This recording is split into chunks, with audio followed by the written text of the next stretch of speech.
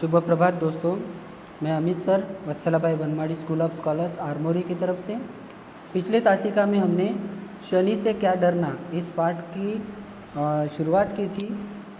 इसमें हमने बहुत सारी बातें हमने यहाँ पे एक्सप्लेन करके देखी है कि शनि ग्रह के बारे में, यह जो अद्भुत ग्रह है इसके बारे में हमने जाना है। अभी 2 दशक पहले शनि के 10 उपग्रह खोजे गए। दशक यानी 2 दशक यानी तकरीबन 20 साल पहले। 20 साल पहले शनि के 10 उपग्रह जैसे पृथ्वी का उपग्रह चांद है, मून है, उसी तरह इस शनि ग्रह के 10 उपग्रह खोजे गए और टोटल कुल मिलाकर अभी तक, लेकिन अब शनि के उपग्रहों की संख्या बढ़कर कितनी हो गई है, 17 तक पहुंच गई है। यानी 17 उपग्रह शनि के खोजे गए हैं। ग्रहों की परिक्रमा करने वाले पिंडों को हम उपग्रह कहते हैं। उपग्रह किसको कहते हैं? जो मुख्य ग्रह है इसके अराउंड में घूमने वाले जो छोटे छोटे पिंड हैं उसको उपग्रह कहते हैं। शनि का सबसे बड़ा उपग्रह है टाइटन। क्या नाम है? टाइटन। शनि का सबसे बड़ा जो उपग्रह है, चांद है, चंद्र है, वो टाइटन।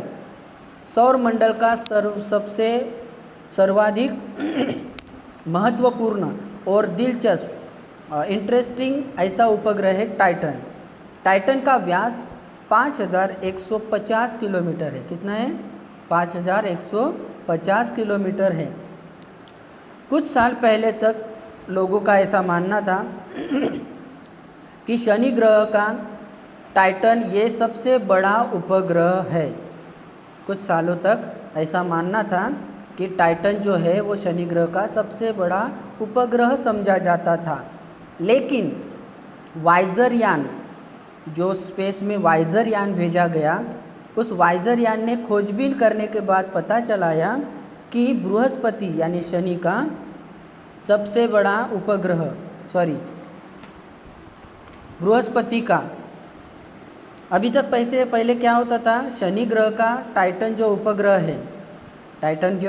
है, शनि ग्रह का वो सबसे बड़ा उपग्रह माना जाता था सौर मंडल का। लेकिन कुछ सालों पहले नई खोजबीन के अनुसार, वाइजर यान के खोजबीन के अनुसार, बृहस्पति यानी गुरु इस ग्रह का जो गैनीपिडे नाम का जो उपग्रह है वो सौर मंडल का सबसे बड़ा उपग्रह है। कुछ सालों पहले तक कौन सा बड़ा माना जाता था उपग्रह? टाइटन, जो शनि का उपग्रह है। ये टाइटन सौर मंडल का सबसे बड़ा उपग्रह माना जाता। लेकिन वाइजर यान ने खोजबीन करने के बाद बृहस्पति का गैनीपिडे नाम का जो उपग्रह है वो सौर मंडल का सबसे बड़ा उपग्रह है, ऐसा माना गया। शनि की सतह पर यानी शनि के पृष्ठभाग पर कोई भी यान उतारना संभव नहीं है। हमने वीडियो में भी देखा था इसके पहले, और या एक्सप्लेनेशन में भी हमने इस बात पर गौर किया था कि ये किसी भी ज़मीन से बना हुआ नहीं है, ये पूरा वायु से बना हुआ शनि ग्रह है। इसकी वजह से कोई भी यान शनि के पृष्ठभाग पर या सतह पर उतारना पॉसिबल नहीं है, संभव नहीं है। परंतु शनि ग्रह का जो उपग्रह है जिसका नाम है टाइटन, इस टाइटन की सतह पर, पृष्ठभाग पर अंतरिक्ष यान को उतारा जा सकता है। इसलिए मंगल ग्रह के बाद टाइटन इस उपग्रह पर अंतरिक्ष यान उतारा जा सकता है और उसके लिए मानव प्रयत्नशील है, प्रयास कर रहा है। शनि के वलय सबसे अधिक आकर्षक है।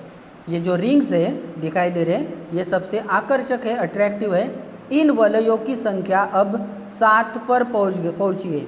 ये वलय जो है अब तक कितने हो गए? 7 वलय हो चुके हैं। अभी ताज़ी घटनाओं के अनुसार, ताज़ी जानकारी के अनुसार बृहस्पति, यूरेनस और नेपच्यून के इर्द गिर्द भी वलय निर्माण होते जा रहे हैं। बृहस्पति, यूरेनस और नेपच्यून इस ग्रह के अराउंड में भी वलय की निर्मित हो रही है।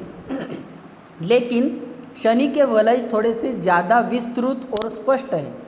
जो हम यहाँ पे देख सकते हैं शनि ग्रह के जो वलय है वो विस्तृत है, ज़्यादा स्पष्ट दिखाई देते हैं।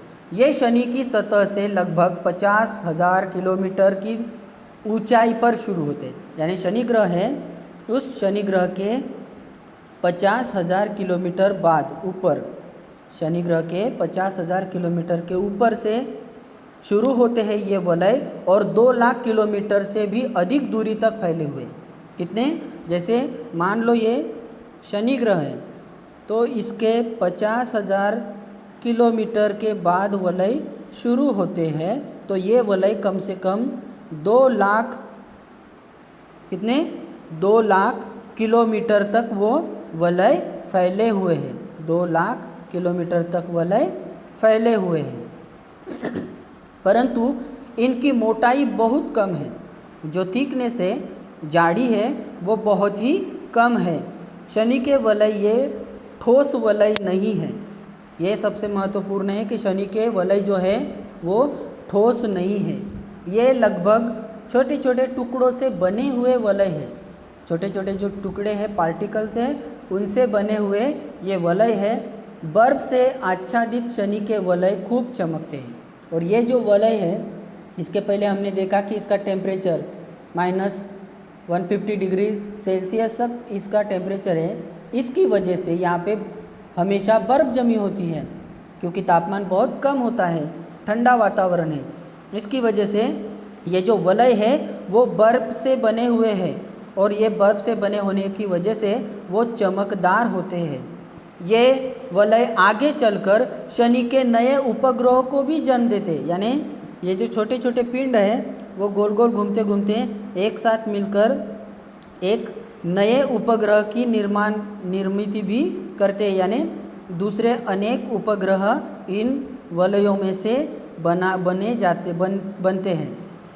कुछ भी हो, लेकिन किसी भी ग्रह को शुभ या अशुभ समझने का कोई भी भौतिक कारण हमको यहाँ पे दिखाई नहीं देता। इसके पहले भी हमने बात की कि शनि ग्रह को अपशकुन माना गया है, कष्टदायक माना गया है।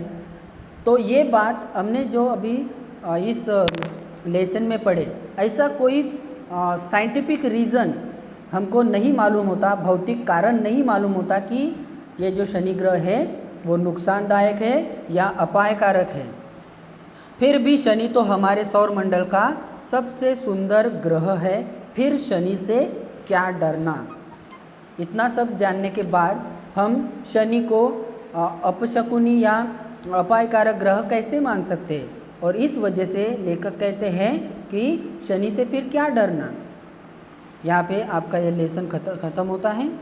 आपको ये लेसन आपके नोटबुक के एक पेज में लिखना है, साथ ही साथ यहाँ पे दिए गए कठिन शब्दार्थ भी लिखना है, और आपको इसके आगे के जो क्वेश्चन आंसर्स है वो अगली तासिका में बताए जाएंगे।